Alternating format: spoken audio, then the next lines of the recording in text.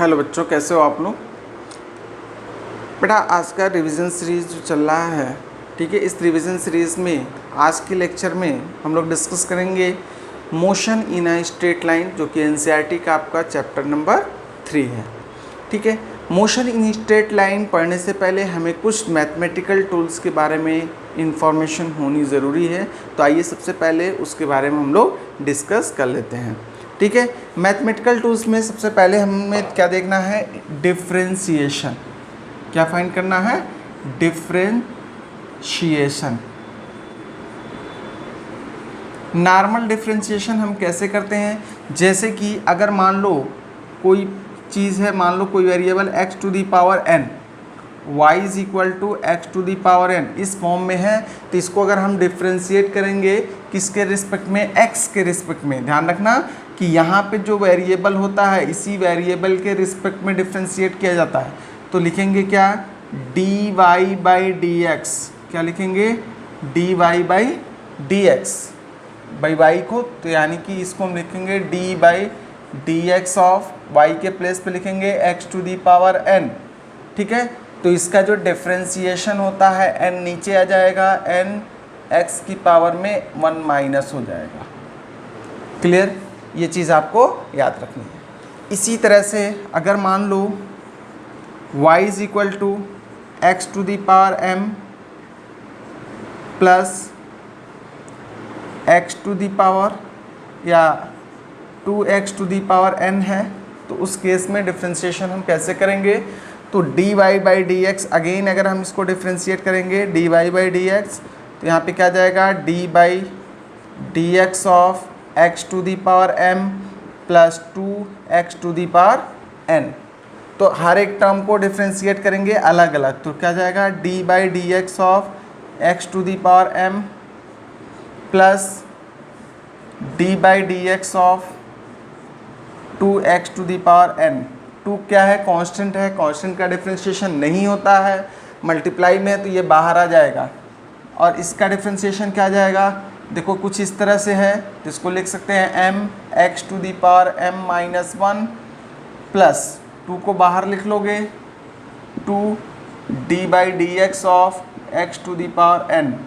तो ये आपका हो जाएगा क्या, m x to the power m minus 1 plus 2n x to the power n minus 1।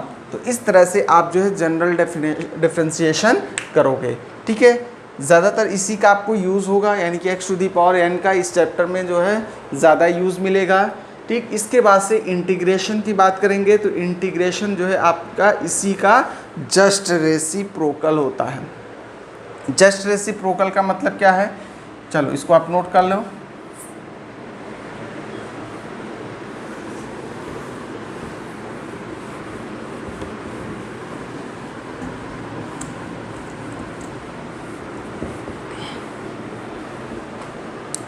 जैसे कि अगर हम इंटीग्रेशन की बात करें,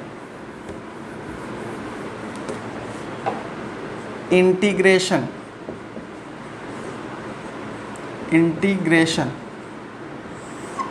ठीक है, तो मान लो y की power x to the y is equal to x to the power m है, इसका हमें इंटीग्रेशन करना है। तो इंटीग्रेशन लिखने का जो तरीका होता है, देखो डिफ्रेंशिएशन हम करेंगे अगर इसका, तो क्या करेंगे, dy बाई डी एक्स करेंगे is equal to d by d x of x to the power m। ठीक, तो ये डिफ्रेंशिएशन क्या आ जाएगा, m x to the power m minus 1 ये आएगा।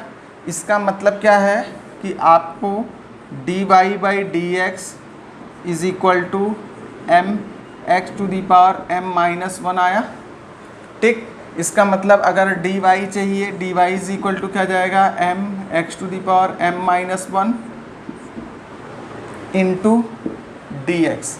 अब अगर हमें इसको इंटीग्रेट करना है, ठीक है, तो ये चीज़ ध्यान रखो कि अगर x की पावर m है, यानी कि integration of x to the power m d x, ये होता है x to the power m plus 1 upon m plus 1। ठीक है, ये इंटीग्रेशन होता है। तो उसी तरह से यहाँ पे y का इंटीग्रेशन क्या जाएगा, यहाँ पे कुछ नहीं है तो y की पावर 0 हो जाएगी, तो y की पावर 0 + 1 0 + 1 y हो जाएगा अपॉन 0 + 1 यानी कि y अपॉन 1, यानी कि इसको लिख सकते हैं सीधे सीधे y। इसको क्या लिख सकते हैं हम, इसको क्या लिख सकते हैं, m कांस्टेंट है बाहर आ जाएगा, इसका इंटीग्रेशन क्या जाएगा x⁻m - 1 + 1 करेंगे अपॉन m - 1 + 1, ठीक है। तो ये आपका क्या जाएगा m x⁻m अपॉन यहाँ पे क्या जाएगा m से m कैंसिल, क्या आ गया x⁻m। तो y = x⁻m अगेन आ गया कि नहीं आ गया, यानी कि अगर इसका डिफरेंशिएशन ये है तो इसका इंटीग्रेशन ये आएगा कि नहीं आएगा, बिल्कुल आएगा, ठीक है। तो इस तरह से हमें जनरली डिफरेंशिएशन और इंटीग्रेशन इसमें यूज़ करने हैं, ठीक है। मोशन स्ट्रेट लाइन में ज़्यादातर यही चीज़ें आपको यूज़ में आएंगी, ठीक है। अब आइए देख लेते हैं कि स्ट्रेट लाइन मोशन होता क्या है, यानी कि कोई भी बॉडी अगर किसी स्ट्रेट पाथ पे मूव कर रही है तो उसके मोशन को हम कैसे डिस्क्राइब करेंगे, उसके मोशन को स्ट्रेट लाइन मोशन कहेंगे, ठीक है। कोई भी बॉडी अगर स्ट्रेट लाइन पाथ पर मूव कर रही है, मोशन कर रही है, तो उसके मोशन को हम स्ट्रेट लाइन मोशन डिस्क्राइब करेंगे।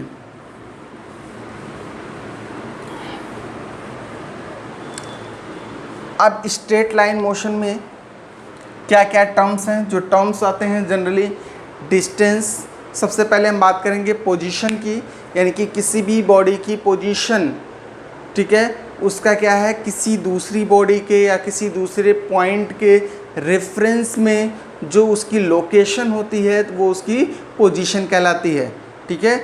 जैसे कि अगर मान लो आप स्कूल में हो, ठीक है, और अगर आपकी पोजीशन पूछा जाए, मान लो आपके घर में कोई गेस्ट आए और आपसे पूछे बताओ बेटा कहाँ है, ठीक है, तो सीधे आपकी मम्मी क्या कहेंगी, स्कूल में है, यानी आपका जो पोजीशन है स्कूल के रेफरेंस में दिया जा रहा है, ठीक है। उसी तरह से अगर मान लो आगे पूछा जाए कि स्कूल कितनी दूर है, तो स्कूल कितनी दूर है, तो आपके घर से, जनरली आप घर पे बैठा है, ठीक है, तो आपकी घर से अगर पूछा जाए यानी कि वहाँ पे आपका रेफरेंस क्या हो गया, यानी कि वो रेफरेंस क्या हो गया, आपका घर हो गया। तो जिसके रिस्पेक्ट में, यानी किसी पर्टिकुलर ऑब्जेक्ट के या किसी पर्टिकुलर पोजीशन के रिस्पेक्ट में किसी दूसरी बॉडी की पोजीशन को डिस्क्राइब अगर करते हैं, तो जिसके रिस्पेक्ट में करते हैं उसको हम बोलते हैं रेफरेंस पॉइंट, या जिस फ्रेम में करते हैं तो उसको फ्रेम ऑफ रेफरेंस भी कहते हैं, ठीक है। तो अगर किसी भी बॉडी की पोजीशन क्या हो रही है, चेंज हो रही है, चेंज होने का मतलब कि किसी पर्टिकुलर बॉडी के रेफरेंस में उसकी पोजीशन बार बार चेंज हो रही है, वेरी कर रही है, तो उसको हम क्या बोलेंगे कि बॉडी मोशन में है, यानी कि बॉडी की पोजीशन चेंज हो रही है, मतलब अभी यहाँ है, कुछ देर बाद यहाँ आ गई, कुछ देर बाद यहाँ चली गई, यानी कि यहाँ से लेके यहाँ से, मतलब ये मार्कर है। मान लो अभी हमने क्या कहा, 1 मिनट बाद हमने देखा ये यहीं पर है, ये रेस्ट में है या मोशन में है, तो आप क्या कहोगे, रेस्ट में है। लेकिन अभी आपने देखा इसको यहाँ पे है, ठीक, आपने प्लग झपकाई, 2 सेकेंड बाद आपने भी देखा तो ये यहाँ चला गया, 3 सेकेंड बाद देखा तो ये यहाँ आ गया, 4 सेकेंड बाद देखा तो ये यहाँ आ गया, ठीक है। तो आपने क्या देखा कि हर एक टाइम के बाद से, यानी कि कुछ टाइम के बाद से आप इसकी पोजीशन चेंज होती हुई मिल रही है, यानी इसकी पोजीशन जो है चेंज हो रही है, तो इसका मतलब ये हुआ कि ये मोशन में है, यानी किसी भी बॉडी की पोजीशन चेंज हो रही है तो हम कह सकते हैं कि बॉडी motion में है, ठीक। अब मोशन में है तो जाहिर सी बात है चेंज इन पोजीशन किसी भी डायरेक्शन में होगी, ठीक है। तो टोटल चेंज इन पोजीशन या टोटल पाथ लेंथ, जिस पाथ से, जैसे मान लो ये हमने यहाँ से लिया ऐसे ऐसे ऐसे ऐसे, ठीक है, तो ये जो आपका पाथ है, ठीक है, इस टोटल पाथ लेंथ को हम बोलेंगे डिस्टेंस। लेकिन इसकी एक्चुअल पोजीशन ये थी, फाइनल पोजीशन ये है, तो इनके बीच की जो शॉर्टेस्ट डिस्टेंस है वो क्या है, यही है, ठीक है, इस पर्टिकुलर डायरेक्शन में है, यानी कि change in position in a particular direction is known as displacement. इसके बाद से टर्म आता है वेलोसिटी की, स्पीड की, यानी कि डिस्टेंस और distance with respect to time is known as speed and displacement with respect to time is known as velocity. ठीक है, या फिर हम इसको ऐसे भी लिख सकते हैं कि change in position with respect to time in any direction is known as speed, but change in position in a particular direction with respect to time is known as velocity। Clear. अब speed और velocity के बाद से जो terms आते हैं, ठीक है, आपका कि टाइप्स ऑफ स्पीड या टाइप्स ऑफ वेलोसिटी। तो टाइप्स ऑफ स्पीड में जो बेसिकली हम बात करेंगे यूनिफॉर्म नॉन यूनिफॉर्म की। ठीक है, तो यूनिफॉर्म स्पीड क्या होती है, यानी कि कोई भी बॉडी किसी पर्टिकुलर डायरेक्शन में अगर वो अपनी पोजीशन चेंज कर रही है, ठीक है, इक्वल टाइम इंटरवल में इक्वल पोजीशन चेंज हो रहा है, मतलब इक्वल टाइम इंटरवल में इक्वल डिस्टेंस कवर कर रही है। अगर कोई बॉडी इक्वल टाइम इंटरवल में इक्वल डिस्टेंस कवर कर रही है तो हम उसको कहेंगे कि वो यूनिफॉर्म स्पीड से मूव कर रही है। इक्वल टाइम इंटरवल में इक्वल डिस्प्लेसमेंट कवर कर रही है तो यूनिफॉर्म वेलोसिटी से मूव कर रही है। अगर कोई बॉडी अनइक्वल टाइम इंटरवल में या इक्वल टाइम इंटरवल में अनइक्वल डिस्टेंस कवर कर रही है तो उसको non uniform speed. Equal time interval में अनइक्वल डिस्प्लेसमेंट कवर कर रही है तो नॉन यूनिफॉर्म वेलोसिटी। क्लियर। इसी तरह से टाइम इंटरवल को अगर हम इक्वल ना रख करके अनइक्वल कर दें, यानी कि अनइक्वल टाइम इंटरवल में, इसको दूसरे तरह से भी कहा जा सकता है, यानी कि कोई भी बॉडी अनइक्वल टाइम इंटरवल में इक्वल डिस्टेंस कवर कर रही है तो तब भी यूनिफॉर्म स्पीड, तब भी नॉन यूनिफॉर्म स्पीड। ठीक है, अगर अनइक्वल टाइम इंटरवल में इक्वल डिस्टेंस कवर कर रही है तो भी नॉन यूनिफॉर्म स्पीड।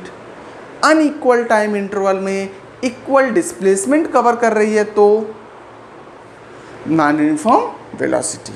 ठीक है, तो ये दो टर्म्स आपके क्लियर हो गए। उसके बाद से आपका आता है इंस्टेंटेनियस स्पीड या इंस्टेंटेनियस वेलोसिटी। तो इंस्टेंटेनियस स्पीड या इंस्टेंटेनियस वेलोसिटी क्या होता है, किसी पर्टिकुलर मोमेंट पर, किसी पर्टिकुलर इंस्टेंट पर जो बॉडी की वेलोसिटी होती है या स्पीड होती है उसको हम बोलते हैं इंस्टेंटेनियस स्पीड या इंस्टेंटेनियस वेलोसिटी।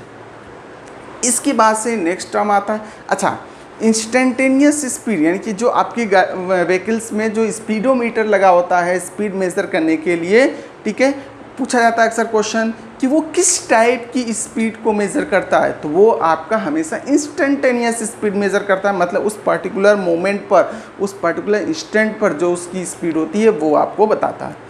ठीक, इसके बाद से आता है नेक्स्ट टर्म आपका एवरेज वेलोसिटी या average speed. Average velocity, average velocity क्या होता है, v average is equal to total displacement upon total time.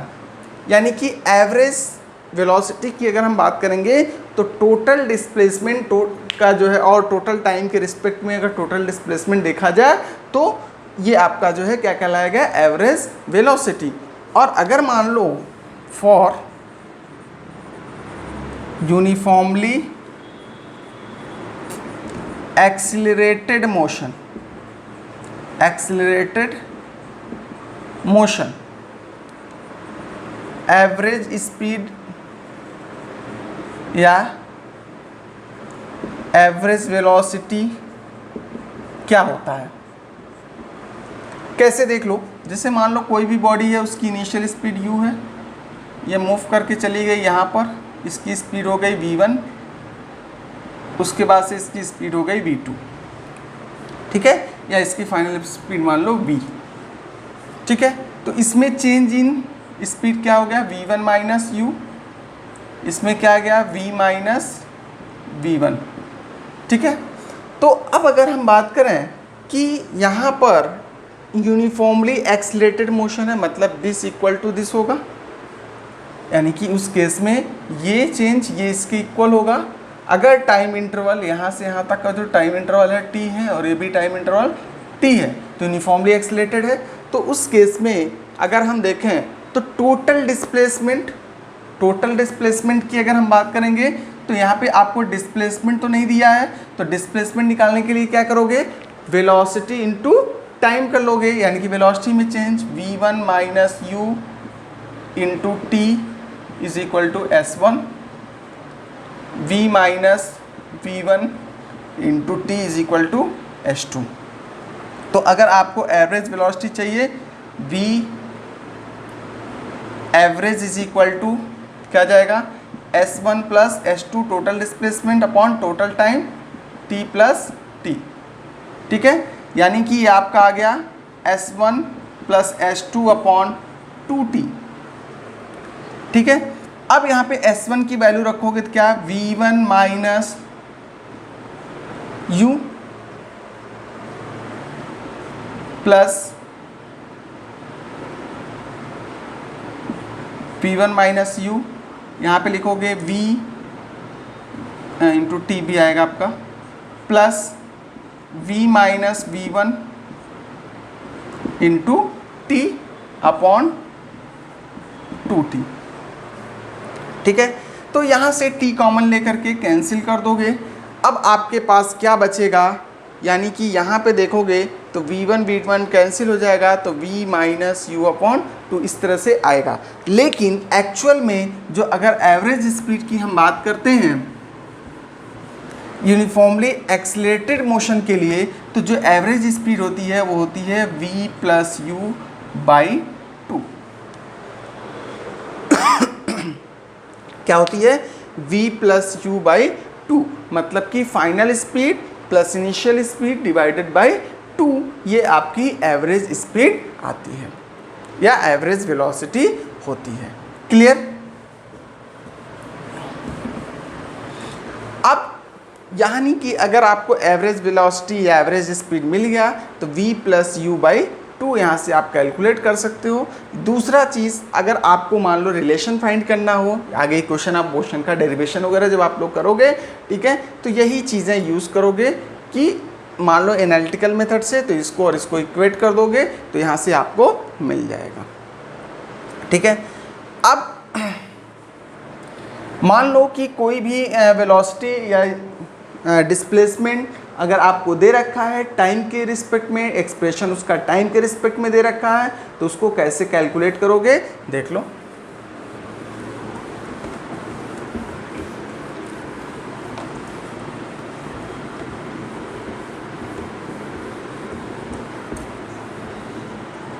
हमने कहा एक बॉडी है, उसकी जो पोजीशन है वो चेंज हो रही है कुछ इस तरह से 2t square plus 3t cube plus 4t square या 4t प्लस 5।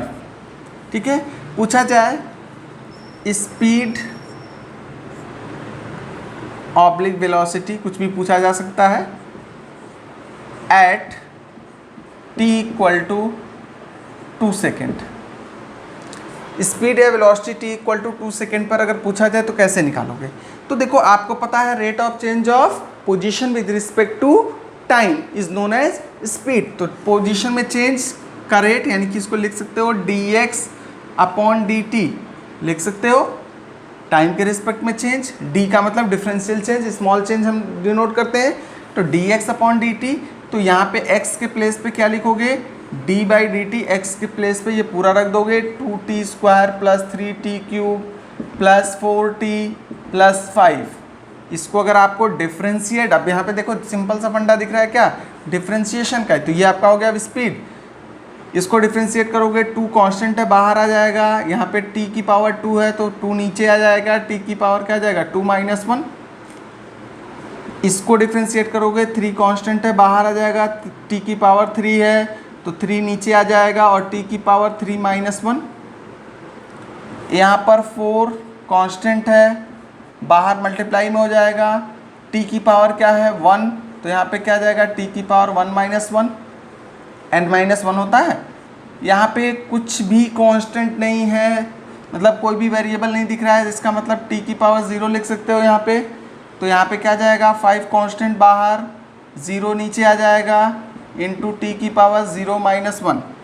आपको क्या मिला 4t, यहाँ पे क्या आया 9t स्क्वायर, यहाँ पे क्या आया 4t की पावर 0 प्लस 0, किसी चीज़ की पावर 0 उसकी वैल्यू 1, तो 4t plus 9t square plus 4, ये आपको आ गया स्पीड। अब पूछा जा रहा है कि t इक्वल टू 2 सेकेंड पे, तो t की वैल्यू इसमें पुट कर दो। 2 पुट करोगे तो क्या आएगा, 4 इंटू 2 प्लस 9 इंटू 2 के स्क्वायर प्लस 4, ये आ जाएगा 8 प्लस 36 प्लस 4, यानी ये आ गया आपका 48 यूनिट। यूनिट अगर दिया है तो ठीक है, या ये मान लो अगर मीटर में दे रखा है तो ये आपका आ जाएगा मीटर पर सेकेंड। ठीक है, तो इस तरह से आप स्पीड निकाल सकते हो। स्पीड निकालने के बाद अगर मान लो पोजीशन पूछा जाता, पोजीशन है t is equal to 2 second, तो डायरेक्ट इसी में पुट कर देते, आपको पोजीशन मिल जाता।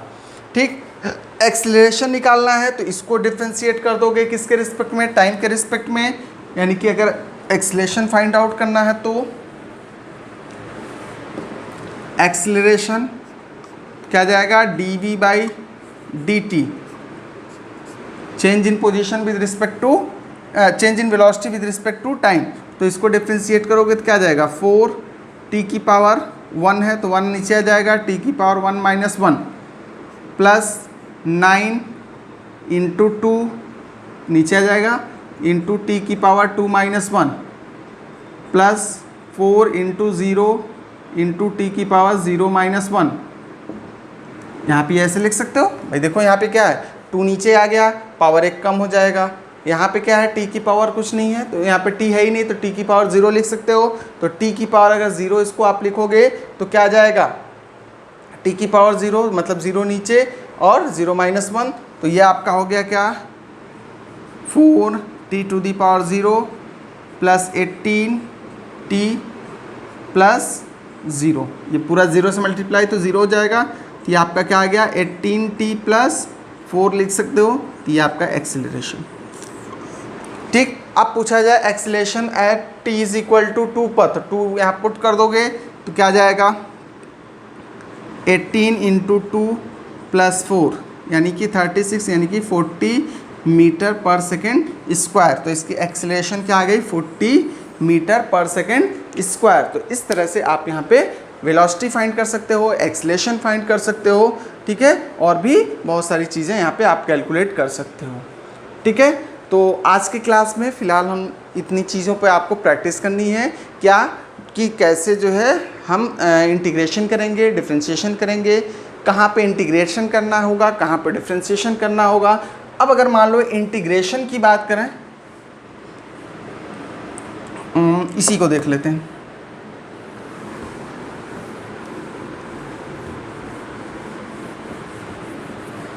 अगर मान लो एक्सेलरेशन का इक्वेशन दे रखा है 18t प्लस 4, पूछा जाए velocity at t is equal to 2 second.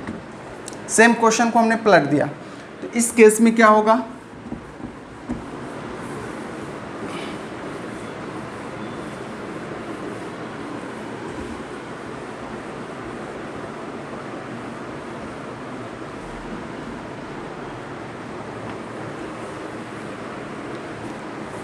इस एक्सेलरेशन को क्या लिख सकते हो, dv बाई dt लिख सकते हो, 18t प्लस 4। इसको यहाँ पे क्या करोगे, dv is equal to 18t plus 4 dt लिख सकते हो। दोनों साइड में इंटीग्रेशन कर दो, कहाँ से कहाँ तक, मान लो उसकी इनिशियल वेलोसिटी पहले 0 रही होगी, कुछ भी रही हो, 0 से लेकर के कह रहा है कि t is equal to 2 second पर, यानी कि टाइम जब 0 रहा, टाइम 0 था तो यहाँ पे उसकी वेलोसिटी हमने मान लिया 0 फॉर एग्जांपल। ठीक तो उस केस में t v वेलोसिटी फाइंड करना है, यानी कि जब टाइम उसका क्या हो जाए 2 सेकेंड, तो उस केस में उसकी वेलोसिटी फाइंड आउट करनी है। तो आपको क्या करना है, इसको डिफ्रेंशिएट करो, इसका इंटीग्रेशन करोगे तो क्या आएगा, v, इसका इंटीग्रेशन v, क्योंकि यहाँ पे कुछ नहीं है तो v की पावर 0 लिखोगे तो 0 प्लस 1, v की power 0 plus 1 upon 0 plus 1, v ही रह जाएगा। ठीक है, तो यहाँ पे v हो जाएगा और इसको इससे लिखोगे स्क्वायर ब्रैकेट में, कहाँ से लेके 0 से लेकर के v तक। यहाँ पे लिमिट लगाना सीख लो, इसको इंटीग्रेट करोगे तो क्या जाएगा, हर एक टर्म को अलग अलग इंटीग्रेट करोगे, इसका इंटीग्रेशन क्या जाएगा 18t² क्लियर, प्लस इसका इंटीग्रेशन क्या आ जाएगा 4, यहाँ पे कुछ नहीं है, t⁻0, कोई वेरिएबल नहीं दिख रहा है तो t⁻0, तो t⁻0 यानी कि +1, तो t आ जाएगा अपॉन 1, तो लिखने की ज़रूरत नहीं है। और यहाँ पे आपका लिमिट कहाँ से 0 से लेकर के 2 सेकेंड तक, ठीक है। तो इसको लिख सकते हो। अब लिमिट कैसे अप्लाई करते हैं, तो लिमिट अप्लाई करने का मतलब अपर वैल्यू इस वेरिएबल के प्लेस पे इससे हम इसको रिप्लेस करेंगे तो v यही आएगा, और उसके बाद से माइनस साइन लगाएंगे, फिर इससे इसको रिप्लेस करेंगे तो 0 आ जाएगा। उसी तरह से इसमें इसको हम सीधे लिख सकते हैं 9t² + 4t लिमिट 0 से लेकर के 2 तक। क्या हो जाएगा, पहले इस सारे t को हम 2 से रिप्लेस करेंगे तो क्या जाएगा 9 × 2⁴ + 4 × 2, क्लियर। इसके बाद हम माइनस करेंगे किससे 0, सभी t के यानी सभी वेरिएबल के प्लेस पे 0 रखेंगे, तो ये 9 × 0 क्या जाएगा 0, यहाँ पे 4 × 0 0 + 0 ये आएगा आपका, यानी ये आपका हो जाएगा 436 + 4 × 2 = 8 -0, ठीक है। ये आपका आ गया 44 मीटर/सेकेंड। तो इस तरह से आप जो है क्या निकालोगे, अगर एक्सेलरेशन दिया है यानी कि बड़ी चीज़ों से छोटी वैल्यू निकालनी है तो वहाँ पे आप क्या कर लोगे इंटीग्रेट, यानी कहने का मतलब एक्सेलरेशन से आपको वेलोसिटी चाहिए तो क्या करोगे इंटीग्रेट करोगे। वेलोसिटी का इक्वेशन दे रखा है और अगर आपको पोजीशन पूछा जाए तो भी आप क्या करोगे इंटीग्रेट करोगे, क्लियर। और अगर मान लो आपको पोजीशन दिया है, पोजीशन से वेलोसिटी पूछा जा रहा है तो पोजीशन से वेलोसिटी के लिए डिफरेंशिएशन, फिर वेलोसिटी से एक्सेलरेशन के लिए डिफरेंशिएशन, क्लियर। तो इस तरह से करके आप कैलकुलेट करके सबसे पहले एक्सप्रेशन फाइंड करोगे, उसके बाद से आप बाकी कैलकुलेशंस करोगे, क्लियर। तो आज के लिए फ़िलहाल इतना ही, बाकी नेक्स्ट क्लास में हम लोग इक्वेशन ऑफ मोशन देखेंगे, उसका इंटीग्रल मेथड से डेरिवेशन देखेंगे और ग्राफिकल मेथड से डेरिवेशन देखेंगे, ठीक है। एनालिटिकल मेथड्स भी थोड़ा सा एक शॉर्ट में डिस्कस कर लेंगे, हालांकि वो आपके लेवल की चीज़ नहीं है, वो आप क्लास 9th में आई थिंक पढ़े ही भी होगे, ठीक है।